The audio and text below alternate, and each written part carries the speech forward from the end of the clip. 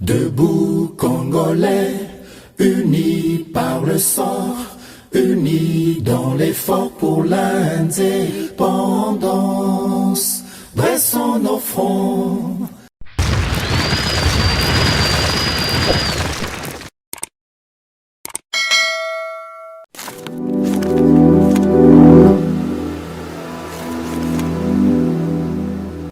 Boza, le bienvenu na GCAM Télévision, fidèles abonnés, chers téléspectateurs, Matondo Mingi, Ndenge Bopona chaîne Oyo, GCAM Télévision, Pona Bomelibino, Basango, ya Maenyoso et les Kakanakati, ya République démocratique du Congo, P Nanzinga Nzinga. Merci encore une fois de plus pour la fidélité Nabino, na émission Oyo, debout Congolais, na lobaka debout Congolais, ezalaka tombola bendele sika nyonso yo ozwami.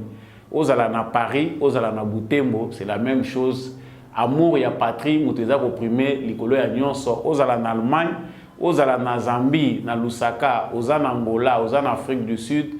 Vous êtes aux États-Unis, Caroline du Nord, Texas, Chicago, bozali na Montréal, kuna na Canada, bozala na Toronto, bozala na Atlanta. Vous êtes dans plusieurs villes du monde. Vous êtes au Japon, à Tokyo, vous allez en Chine, vous allez à Dubaï. Vous êtes dans plusieurs villes. Na Bosaniba, to bozo bengangate bozo komelanga à partir de l'Italie. Vous m'écrivez à partir de l'Italie na liste bien sûr. Vous allez komelanga à partir de la Belgique. Vous allez ibele na Londres, Bolanda Kabiso. Vous nous suivez à partir de Lubumbashi. En République démocratique du Congo, vous nous suivez à partir de Butembo, Beni, Goma, Bukavu, vous êtes à Kindu, Bozali Kuna na Sankuru, Bozana Lubef, na Sankuru Kuna, Bozana Lodja Katakokombe, Bozana Nganda Njika, Bozana Mwene Ditu, Bozana Mbujimai, Bozana Kananga, na Tangite liste ezali Moulaï, na Grand Bandundu Kuna Bana Idiofa, Bande Kuna Binu Sokuna ya Kasongolunda. Tous ensemble, bisognon son émission Debout Congolais.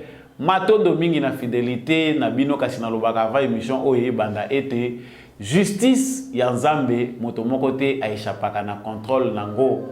Nyonso yo kolona d'une manière ou d'une autre okoyeba ko récolter yango. Voilà pourquoi il faut tomi benga ka ba enquêter. Tomi benga kaba malin te parce que plus malin azali Nzambe yemoko amona ka nyonso esalemaka na nkuku nyonso yo salaka na nkuku yeba yango tôt ou tard et ko finir par kobima na poissa et puis tu finiras par payer les prix de tes actes. Sala examen de conscience, sala yo moko inventaire, ya parcours na yo, na pèlerinage na yo sur terre. J'entre très rapidement na actualité na biso ya mukolo ya lelo. Les sous-bureaux de la MONUSCO na Butembo, MONUSCO akangi bisaka na Butembo, bureau mokote ya MONUSCO et kozala lisusu na Butembo suite ya ba manifestation violente ou esalema ki ba manifestation de colère. MONUSCO ba casque bleu ba décider ba quitter, ba se retirer na ville ya Butembo. Les gouverneurs militaires invitent la population ya ko tikela bandeko wana ya MONUSCO nzela po ba mona ndenge nini bakobima na ville bakende kochama kama na bango kote mususu awa bango balongwe na Butembo ebongo na ba ville mususu. Qu'est-ce qui est à la base ya retrait wana bakimi pona nini? Pourquoi ba se retirer kaka na Butembo? Est-ce que batikeli bisote mayu ya na sima wana nyonso wana ezali analyse tokosala pe réflexion na biso décryptage et information tout au long il y a numéro oyo. Nous allons aussi parler de l'actualité, c'était complot oyo biso to yebi ke complot exalaka. Les général Baselele na kanisi bosi bolanda ki vidéo wana to lobelango pe tout au long ya émission oyo na audience na ye tango azaki devant justice devant cour militaire. Asili bongo kotalisa ete via mokonzi ya mboka eza en danger. Voilà pourquoi azali kosenga audience pour asolola yemoko na président de la République pour éviter que mabe oyo kwelaka musée ekwela te président de la République. Solo to lokuta existe-t-il réellement un complot contre les chefs de l'État? Qu'est-ce qui se passe dans l'entourage du président de la République? Vie, il y a président de la République, ils allaient en danger, en quoi, comment? Nous allons essayer, à travers l'analyse, à travers toujours le décryptage des informations, Yakotali Sabino, Nini, Ezali Koleka, pour le président Félix Tshisekedi, qui sont les instigateurs, Banani, Bazali, ko souhaité, Liwa, Yamokonzi, Yamboka, Nakanisi peut-être Yosa na réponse, mais Yamoto Kolobela, Nakatipe, il y a numéro comme deuxième élément. Et puis, nous allons parler aussi, il y a un propos, il y a Martin Fayulu Madidi, à la rescousse de son ami, le docteur Denis Mukwege. Ils étaient ensemble, échangeaient pendant 4 heures. Mais cette fois-ci, Martin Fayulu est sorti de son silence pour parler du docteur Denis Mukwege. Parce que pour Nini,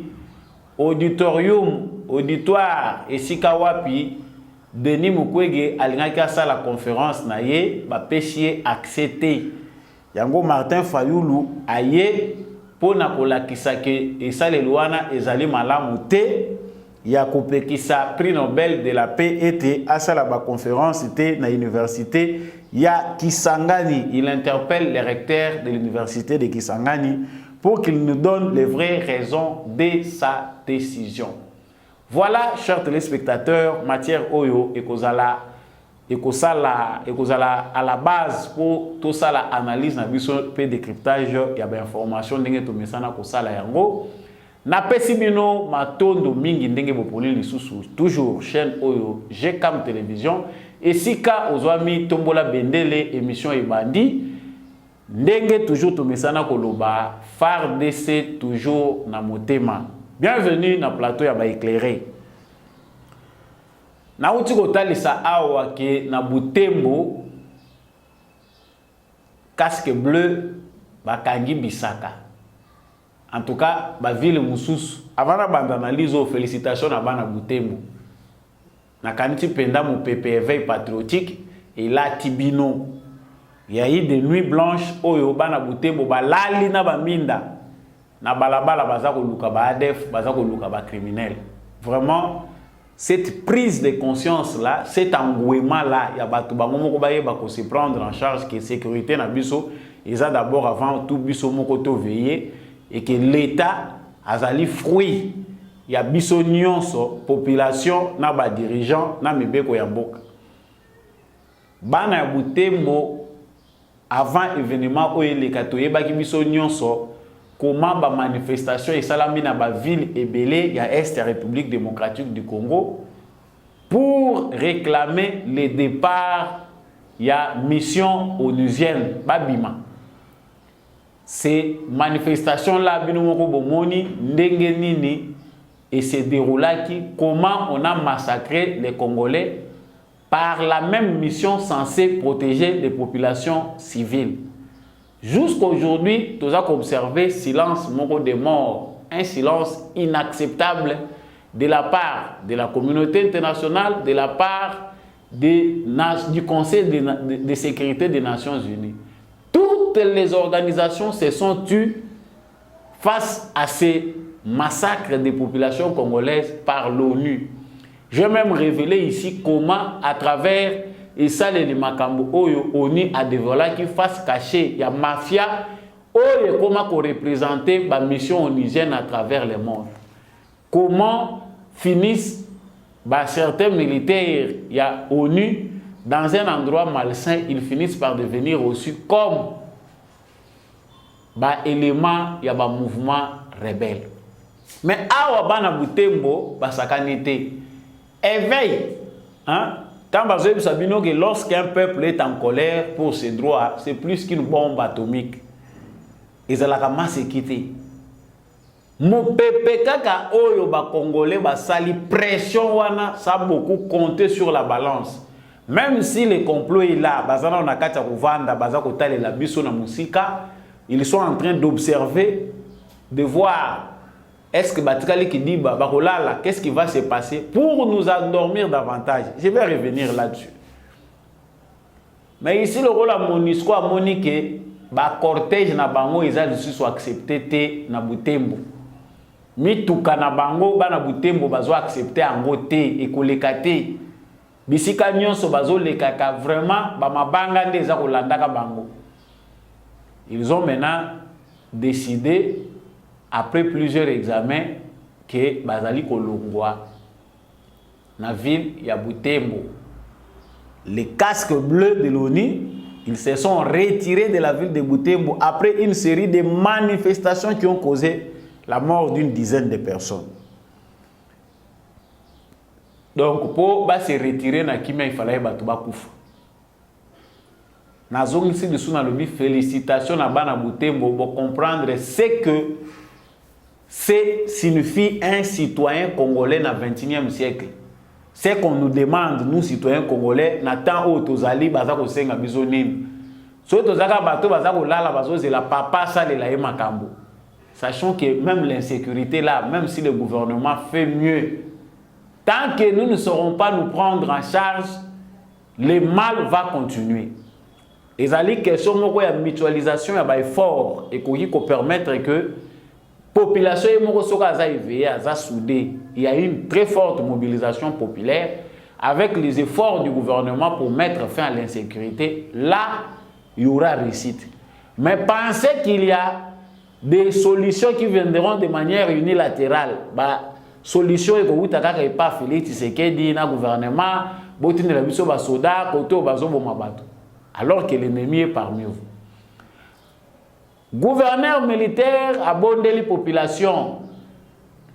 À lobby, en tout cas, bandeko nangai na sengi na bino bana Nord Kivu botika ba MONUSCO ba bima na kimia botika ba contingent na bango baza ko bima pona libela ha et combien ya ko bondela. C'est ça, savoir se prendre en charge. Ils apprendront à nous respecter que ceux qui touchent bango pression parce qu'ils ne veulent pas de nous. Mukili mobimbe lingi nango Congo, et lingi ba richesse ya Congo, mais ba lingi ba congolais te. Na pensée o ezako caractériser na philosophie, to na manière de faire ya ba occidentaux, même s'il faut que tous les Congolais sur toute l'étendue du territoire national il faut ba kufa na bango to kufi. Po bango bazwaka ba intérêt na bango. Je ne cesse de le répéter, il faut adopter attitude moko. Quand ça non, parti pris, biso bato à gauche, biso bato à droite. Voilà ce qui nous tue. Mais ici, mutuna moko yelinga n'esprit. Ba classe bleue bazako bimana Butembo. Certainement, ba attaque ciblée ya ba ADF ezali mingi na ba région wana. C'est là où l'autorité doit tirer très attention parce que ba information toza kozwa awa. Ba élément civil au bazalaka de temps en temps en contact na MONUSCO parce que ne bazawana bango MONUSCO ba yebi malamu région wana. Ils savent même les ADF la modèle opératoire na bango. Ils ont toutes les informations. O ba sepela kopesa na FARDC. O ba sepelite bazako bomba. Et ils gèrent même certains mouvements rebelles. Bango moko baza en connivence na bango. Yango eza question moko de haute sensibilité. Oh, il faut gouverneur militaire a déjà à disposition pour Batouana, Batik la binote ya kolobake. Voilà Tobimi, voilà ce qui se passe. Parce qu'en sortant, bazako bimane sengote, bayebi ke bazo tika mabulu na bango. Cop na bango ezo kufa place wana bazako tika ndenge bazako se déplacer. Ils vont maintenant où? Destination ezawapi. Ici, je suis en train de penser que pression na température au Congolais soit est à Zouaki et de manière générale tout Congolais il faut maintenir en haut. Tant que le Conseil de sécurité n'est pas encore assis et s'est prononcé pour la question de tout ce qui s'est passé au Congo, je ne vois pas comment biso ba Congolais toko kana monokoto vandi to lebesili. Jusque là il y a eu évaluation, le président de la République a demandé qu'il va réévaluer di kambuyetali départ ya MONUSCO de manière à répondre à la battante de la population congolaise. Le président de la République et le gouvernement s'y atteler sur base de l'énergie au Congolais qui na ba marche pour s'adapter à la situation que en tout cas tout écourté départ na bango. Effectivement, la représentante du secrétaire général des Nations Unies a fait tout ce qui est dans le bakutu comme ezako kimangaya a sali que basolola ministère ya plan na ba service union soit habilité pour voir comment bakoki ko programmer départ wana ya MONUSCO.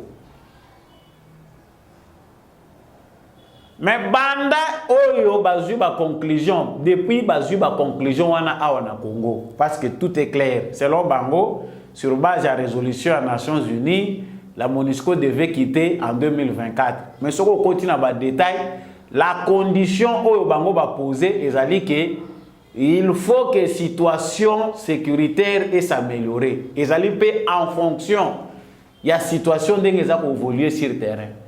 Quoi de plus normal que d'inventer des guerres, hein, la logique wana, comme bango moko pe bazali sous force négative, ils peuvent inventer encore de nouvelles poches d'insécurité pour justifier présence là-bas. Donc, Tilelo, le Conseil de sécurité des Nations Unies n'a pas encore trouvé que il faut bafanda pour na kolobalika mwa Congo. Est-ce qu'ils attendent baza dépasser na événement? Les problèmes congolais, ils ont préoccupé Bangote.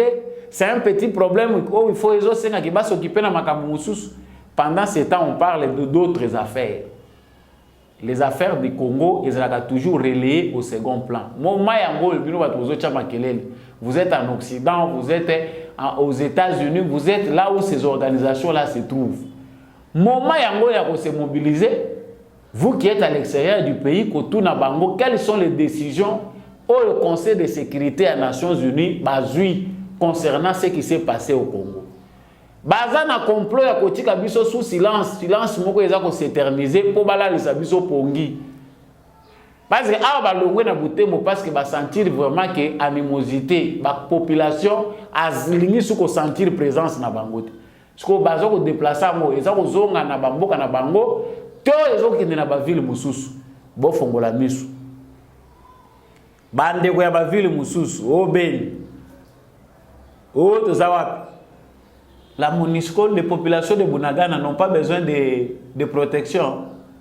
Mais biso tolobaki awa depuis longtemps on a zo sa banalise na lobi soki penda MONUSCO na nombre baza awa nde balobi ke retrait DG Salimaka ba moni ke balingi bazala utile bakende na frontière bachela bachar na banguna bibundeli kuna comme ça bazala na katikati. So ils balingi ba attaquer population civile bango ba intervenir na mandat ou epesa mela bango. On comprend que ils allaient dans une aventure.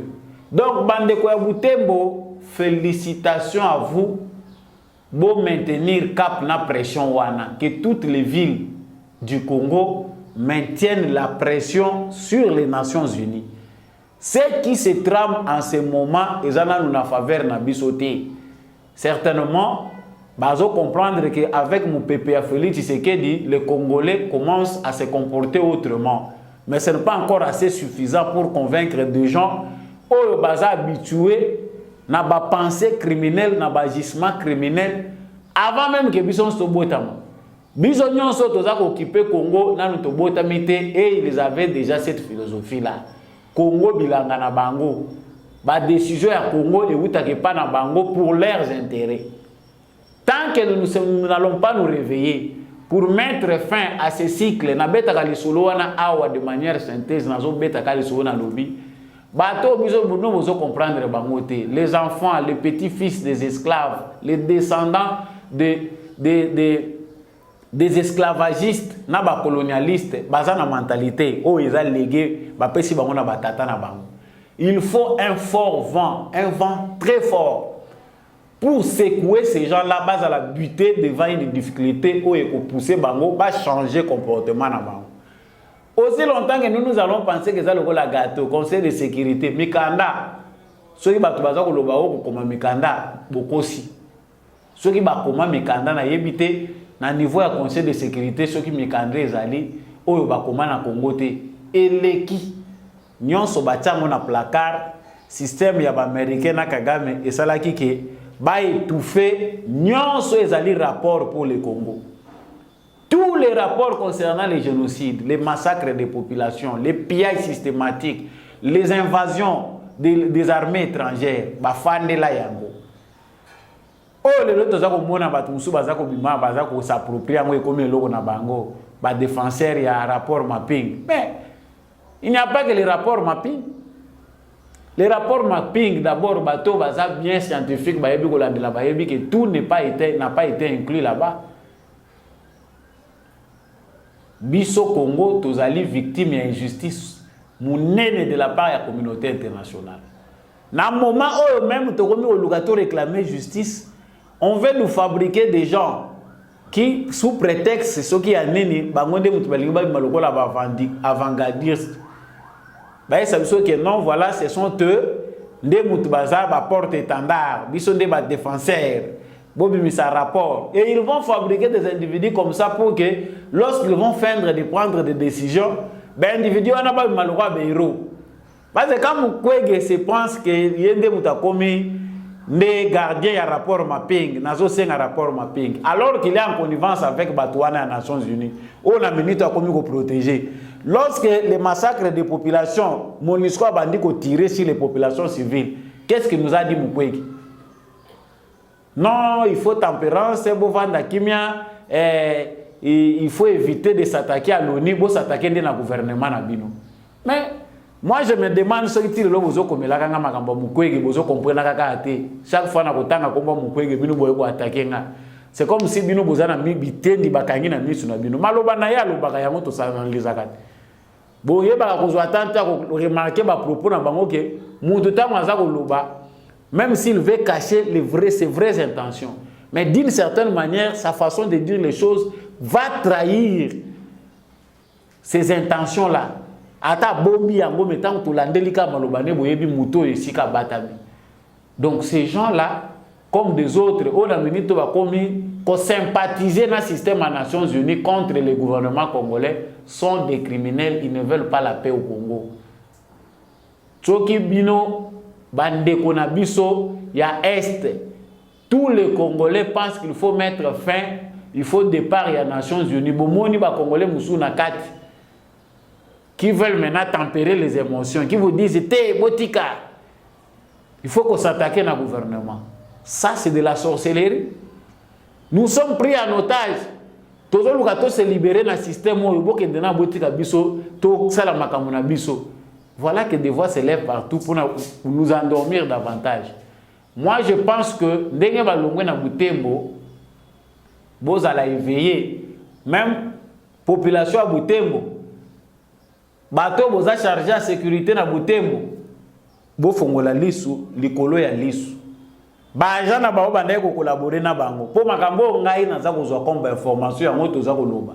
La plupart des agents des relais ya MONUSCO baza suspect makasi.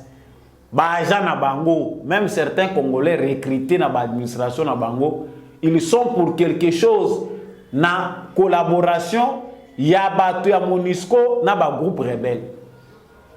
To pesi ka information ndenge te za kozwela. Ba ville musu etikali tango bozale veiller a etalebino, il faut garder la température. Mituka pembe wana ba sentir que présence na bango est indésirable.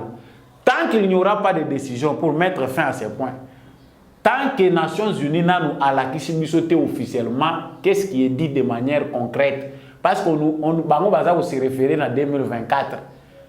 Où Ezaki a Kalamakambaloba qui résolution Ezaki 2024. Biso toujours se référer dans Makambouele qui lelo au Babomi ba Congolais. Qu'est-ce qui est décidé là-bas?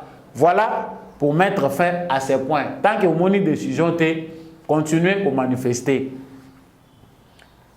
C'est vrai, depuis que Félix Tshisekedi est arrivé au pouvoir, Moutounion soit comme un président de la République, a d'une manière ou d'une autre exposé dans éventuel risque. Il y a assassinat, il y a ennemi, il y a nation, il y a s'attaquer, patati patata, on sait clairement les réalités qui entourent les présidents de la République. Donc, une fois élu, le président de la République, presque, il y a Moukile Mobimba. Il y a face à la diversité. Mais il y a Félix Tshisekedi Ezali atypique parce que accéder au pouvoir dans un contexte atypique. D'abord, historique, parce que pour la première fois, le Congo accédait. Le Congo faisait une passation de pouvoir, alternance pacifique. Et c'est là qu'il gagne un souffle, un paix, un apprécié. Comment entre un entrant et un sortant, il y a eu quand même passation de pouvoir et il y a eu paix. Au lieu de mort pour Joseph Kabila à pouvoir, cela s'est fait en douceur. C'est un acquis. Mais derrière cet acquis-là, c'est caché des intentions. Derrière cet acquis-là historique, c'est caché des plans, des stratégies. De deux côtés. Félix Tshisekedi qui a accédé au pouvoir était vu par les sortants comme une marionnette. Pour Nabango, il s'était entendu qu'ils doivent verrouiller tous les systèmes. De sorte que Félix Tshisekedi Makoya, il n'aura pas à apporter un changement qui va convaincre le peuple congolais. Bango bakozala na ba verrouillon surtout nécessaire pour utiliser le cola marionnette. Topé étiquette moko bazako tirer na bango hein ndenge basalaka na ba clone belé. Mais de l'autre côté, Père Félix Tshisekedi voyait aussi les choses à sa manière. Nous pouvons aujourd'hui conclure que la ruse politique a aussi joué pour que Kabila sorte du Congo, quitte le pouvoir par la grande porte. Le lot est digérable pour na bato yo babandai kozela ke to bomana to silisa to buka biloko nyonso na ndako. Pour tout bien na Kabila na pouvoir, il y avait des gens qui soutenaient qu'il faut casser Zala. Il faut révolution, il faut détruire, il faut bitumbe kozala makile kotanga. La chance c'est que les Congolais va sembler la mingi nzamba répondre na ba Congolais. Il n'y a pas eu ben de sang. Joseph Kabila est sorti par la grande porte et ses intentions à Melango Liban. Félix Tshisekedi au pouvoir devait aussi développer des stratégies pour échapper na oyo babimaki na pouvoir na intention à demeurer, pour continuer à diriger. Les plus grands dangers, il y a vu à Félix Tshisekedi comme président de la République et Bandeli à partir de Wana. Oyo balingo présenté biso comme deal entre Tshisekedi et Kabila. Na minute oyo ils sans explications, moyen pour illustrer parce que tout le monde comment Félix Tshisekedi se sépare de la coalition FCC cash. Si il y avait accord, mais le loyo bazotangi sango même bana na classe, t'as l'accord Tshisekedi a signé kana Kabila. Mais Tshisekedi a été sincère, il a dit au solo là de manière verbale. Vu les résultats, ndenge bango balingaki ke ba résultat ya ba élection législative ya ba député ezala na faveur na bango ba contrôler nyonso. Mais aujourd'hui, nous nous rendons compte que les mêmes étiquettes et lilingi ya pamba balakisa ki biso lelo azako se transformer en dictateur. Pour nous qui avons suivi avec beaucoup d'attention makambo côté bandaki ne sika to komi to comprendre que Félix Tshisekedi c'est un stratège qu'il faut bien protéger. Donc, ce que les Congolais ont arrivé à apprécier Félix Tshisekedi ndenge azweli Congo, ndenge nini azo se débarrasser na basinga nyonso mazita nyonso na ba mine o bachaki nango na Congo, ce que na on comprendre na opé lisusu makambo politique té. Mais aujourd'hui, j'entre maintenant dans le sujet. Il y a des questions qui reviennent de temps en temps. Le président de la République est en danger. Le général Baselebe veut une audience auprès du président de la République pour éviter que ce qui est arrivé à Mouzé n'arrive pas à Félix Tshisekedi. Dans la vidéo, le général Baselebe est devant cour militaire. Suivez d'abord cette vidéo et puis Tozongi pour les commentaires. Je ne peux pas accepter que ce qui est arrivé à Mouzé arrive à la peur président. Lui, il a dédié le pays entre les mains de Dieu. Au stade de martyr. Là, c'est autre chose. Hein? Ça, c'est le fond. La requête de la suivante. Oui. Je sollicite devant votre commission une audience personnelle auprès du chef de l'État. Parce que je ne veux pas que ce qui arrive à Mouzé arrive. Et ça, j'aimerais que lui-même puisse me recevoir. Si votre haute cour n'arrive pas à transmettre ces messages, eh bien la responsable, c'est qu'elle bénit avant la fin de son mandat. Donc, je vous supplie, transmettez ça, question générale à ce débat, sollicite une audience. Je ne peux pas dire à qui autre personne, sauf à lui. Si on estime que ce n'est pas nécessaire, il n'y a pas de problème. Comme vous le savez, j'ai inscrit le dossier du musée et je crois que j'ai l'obligation, le devoir de protéger les chefs de l'État jusqu'au sacrifice suprême. J'ai ici.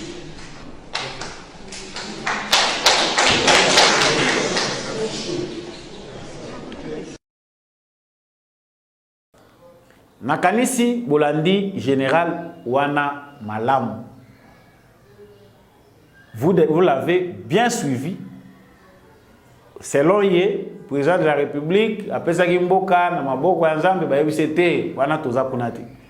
Non, nous avons besoin de président de la République pour lui dire Makabo Yongai na Yebi et éviter que Oyo et comme la musée et comme la paix Félix Tshisekedi. Certainement, il y a des gens qui se trompent de cible. Tout ça va porte-parole, défenseur de Tshisekedi. On peut apprécier les bonnes choses, même si on ne peut pas. Attends aux autres soutenir directement, mais dans le bon sens, on peut apprécier les bonnes choses. Félix Tshisekedi est différent de Mosé Laurent Désiré Kabila. Avant de détails, il y a des propos général. Félix Tshisekedi n'est pas Mosé Laurent Désiré Kabila. Contexte oyo memaki Mosé Laurent Désiré Kabila. Mazita oyo ya akangaki. Poto ya memelaki Congo. Bozanga koyoka na ye précipitation oyo eza ko caractériser batu mingi ba mibengaka ba lumumbiste. Certainement Lumumba on ne le connaît pas seulement qu'il était pressé, non. Mais batu belé oyo batikali baza ko mibenga ba lumumbiste à l'instar ya ba musée ndenge toza ko tambola. Logique eza ndenge wana. Musée s'est hasardé ya ko kende na makambo mbangu à l'interne sangisa batu salabwe, il a voulu faire les choses comme il veut jusqu'à précipiter les choses sans qu'il ait créé une dynamique interne. Bakata qui souffle avant. Mais Félix Tshisekedi vient aussi dans son contexte historique où il est différent dans le musée. Moussa Yagi na rébellion, Félix Tshisekedi est venu par élection.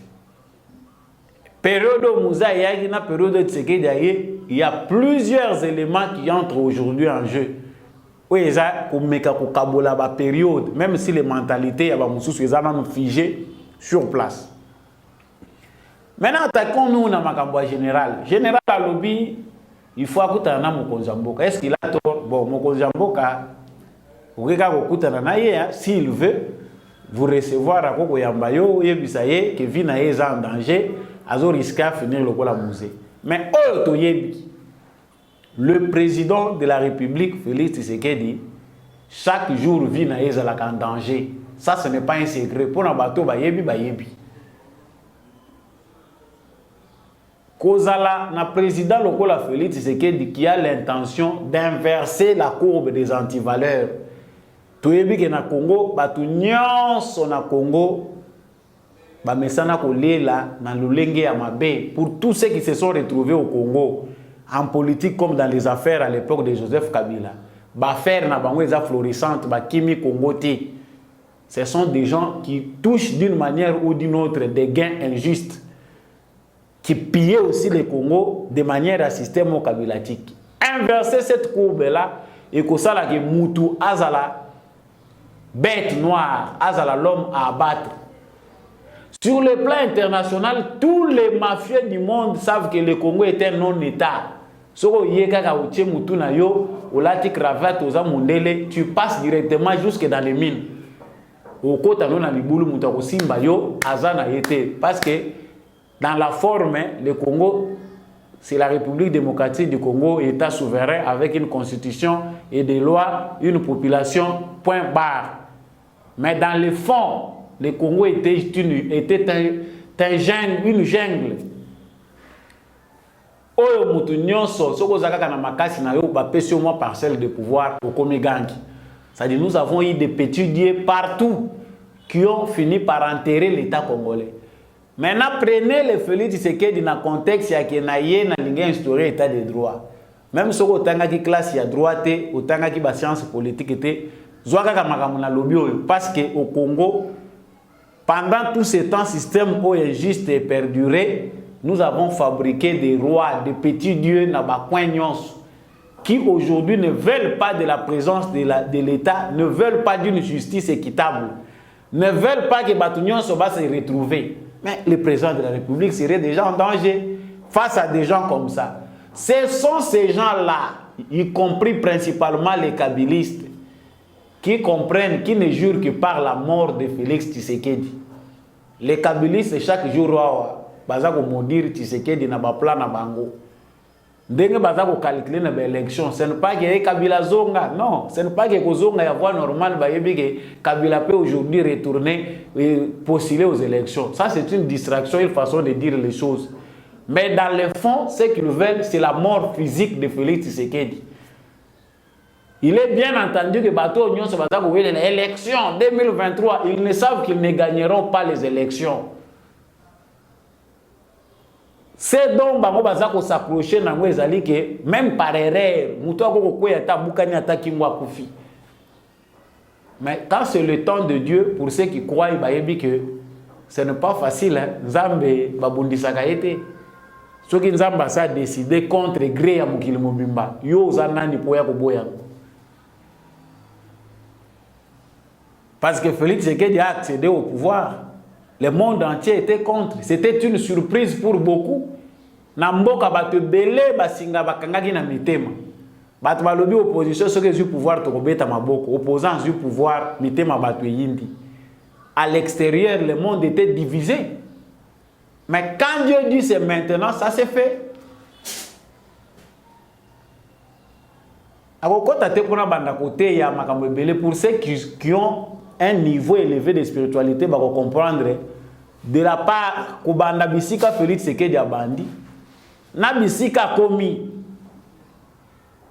il y a beaucoup d'éléments qui prouvent à suffisance que Moutouana est facile à voir. Il faut aller plus loin dans son intégrité pour aller peut-être déceler un élément au tout humain azali.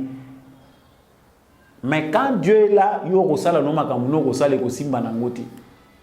donc, le général, le président peut le recevoir ou pas. Ce qu'il va dire d'abord au président de la République est connu du président de la République. Le président de la République a dit que chaque jour vit en danger. Depuis le jour où il a prêté serment, Bando qui a Congo, parce que Bango ne mutu batondi na ba institution. Toutes les institutions de la République démocratique du Congo sont peuplées de gens de mauvaise foi. Il suffit qu'à toucher l'intérêt ou à bango direct.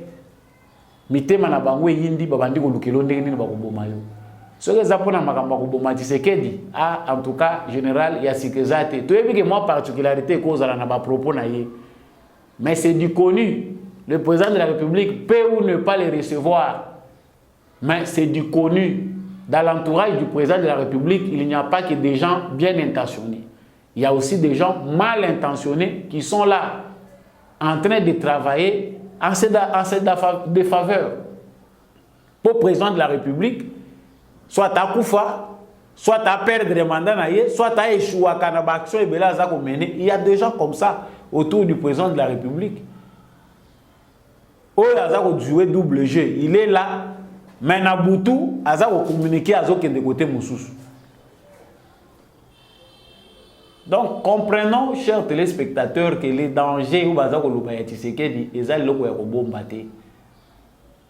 si Dieu veut que Tshisekedi soit comme Mouzé et que ça les mains, mais ce n'est pas le cas.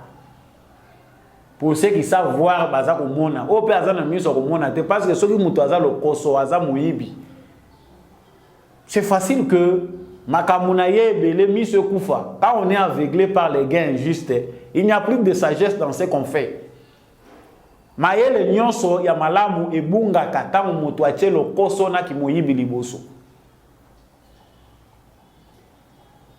Voilà pour ce qui concerne les complots contre le président de la République. Ezalaki ba John Numbi, balobio babwanani lelo chaque jour parce que côté plus toza ko kende toza ko découvrir bino bozo bongisa mais baza ko dévoiler bino bokei bo sali préparation na bino et c'est comme le président de la République. C'est vrai, il n'est pas un Dieu, mais on ne combat pas Dieu. J'avance tout petit à petit vers la fin de cette émission. Nalobagi le Kambouya Fayoulou Awana Mukwege, le Dieu du siècle. On dirait la Mukango et comme il y a Fayoulou na docteur Denis Mukwege. Ndeko moka tuninga me yo mikolo kaka makambo Mukwege non. J'ai fait mon travail à informer bien tous à l'éclairer pour ce qu'on les bosso au tunate au balobakite tozo lobakaka. Ce que devait faire le docteur Denis Mukwege, c'est de dire clairement qu'il est déjà en campagne, de créer un parti politique au lieu de s'accrocher derrière une profession noble même. Il y a la médecin. Il y a déjà pas corrompre penser parce que les conférences dans toutes les universités. Or, mission à Zanango, il y a une université. Parce que il y a une université qui il est allé, je ne sais pas si encore université. Il fait le tour des universités. Mais la mission donnée par les Français, c'est d'entrer en contact avec plusieurs professeurs d'université congolais. Le complot est là. Les dossiers, c'est là. Et là, on peut dire que l'université, c'est une mission de na français. Tant que mon professeur est belé à l'université, mais si comme on peut dire baza côté mais la chef de l'État, baza contre les mesures union sur baza kozwaka. Comprenez déjà le système à ramification. À chacun son terrain d'influence. Le là, à scientifique, il doit aussi mobiliser les scientifiques. Pour les scientifiques, battre la chef de l'État na plan au bango bazanango. Il faut faire très attention. J'entre d'abord dans le sujet où on aborde pour la Likambo. Docteur Denis Mukwege alingaki à la conférence na l'université à Kisangani.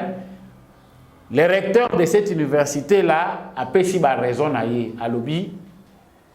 D'ailleurs, bazana ba moyen matériel était à assurer yango capacité ceux qui sont débordés. Nyonso gestion makambo nyonso wana bango bazana moyen pour assurer yango te. Yango pour éviter que bango baya kokozwa préjudice, ils n'ont pas accepté que docteur a la conférence naïe. Voilà les raisons. Toute sa suite, ça m'a suivi. J'ai pris principalement Batuya Mukwege va intervenir. Fayoulou. Il est honteux, surtout inadmissible, qu'on refuse à un scientifique prix durant le docteur Denis Mukwege, prix Nobel de la paix, d'animer sa conférence à l'université de Kisangani. J'interpelle le recteur de l'UNIKIS pour qu'il nous donne les vraies raisons de sa décision. Il a déjà donné les raisons. Vous voulez qu'il donne encore quelles raisons? À ça, peut-être qu'il y a raison à d'autres matériels. Bisika nyon so botambola na Congo, ba pekisi binoté. Vous qui recevez les conférences, sachez que derrière les conférences, il n'y a pas que des conférences. C'est un combat par rapport au corps scientifique. La mission est de mobiliser les corps scientifiques dans une manœuvre Yamabe. Ils ont encore une conférence, pas battre derrière spécialité à Moutou. Mais ils ont un kili. Business, il y a des Français qui sont derrière. Oh, à vous d'aller vérifier, vous verrez qu'avec le temps, même Moutou a comprendre, finir par comprendre ce qui se passe autour de notre fameux docteur, prix Nobel de la paix. Mais c'est facile, Moutou a Kazaka, il y a politiciens. Namboka Moupé, finalement où les gens nous amènent. Pasteur, politicien. Sango, politicien. Docteur, politicien. Maçon, politicien. Politique, c'est une profession. C'est la politique. Mais chez nous, est comme un peu exagéré. On peut quitter directement de son hôpital de Panzi et devenir un expert en politique. Est-ce que c'est vraiment logique? Avant la sphère politique, on peut quitter fraîchement là, Kabou par hasard.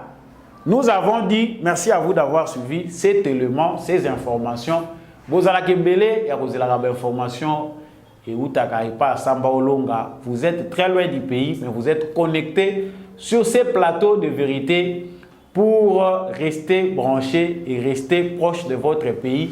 Tombola Bendele et Sikayo Zoami Bendele zala toujours likolo. Alors baka tombola Bendele za bizaila malamu cultivons les valeurs où ezali ko redorer image ya identité na biso terni, image ya nation na biso. Fier d'être congolais, biso nyonso, phare d'essai na motema au lieu de soutenir l'émission Debout Congolais. Le numéro est en bas de votre écran. Nous voulons que cette émission devienne de plus en plus professionnelle. Toujours na ba aide na binonde to arriver vers l'excellence. Merci à Papa Jean-Louis Timbalanga. Vous allez profiter vraiment de la lecture de ces livres. La vérité de la vérité des urnes. Vraiment, je suis fier qu'il y ait encore des Congolais qui écrivent. Félicitations à Bino, même si l'État congolais jusque-là ne finance pas encore les recherches. Bateau bazako komana Congo bazo koma de moins en moins, bazako kita bazai beleti. Mais si l'État congolais pouvait financer des recherches comme ça, tozo akaba vérité, ya bateau bazako koma. C'est encore plus mieux. Vraiment, j'aurai la chance d'avoir ces livres et de vous les présenter. La vérité de la vérité des urnes. Merci encore une fois de plus à maman Lisette Mungbendou. Merci na papa Boniface Mpunga, les maires adjoints na Paris, en France. Merci beaucoup. Merci à vous tous qui participez au réseau Debout Congolais. Vous êtes nombreux à aimer cette émission. Partagez ces émissions. Partagez chaque fois et abonnez-vous si vous n'êtes pas encore abonné pour faire partie de la famille Debout Congolais. C'est dans l'unité et dans l'amour que nous allons construire notre très cher beau pays. Merci Nabosani Pété Ndekombi à chaque Wazagi na sima caméra Oyo. Héros dans l'ombre pour que cette émission vous parvienne. Tout le monde a ningana bino na prochaine émission. Royal Hands Foundation. Médicaments directs. Envoyez-nous l'ordonnance de votre proche depuis le Congo RDC. Payez en ligne. Nous irons la chercher à la pharmacie, la livrerons directement à votre famille en moins de 24 heures. Visitez notre site www.royalhandsfoundation.com. Téléphone plus 44 73 05 94 65 59 plus 243 900 064 326 plus 44 73 05 86 94 88. Royal Hands Foundation, médicaments directs.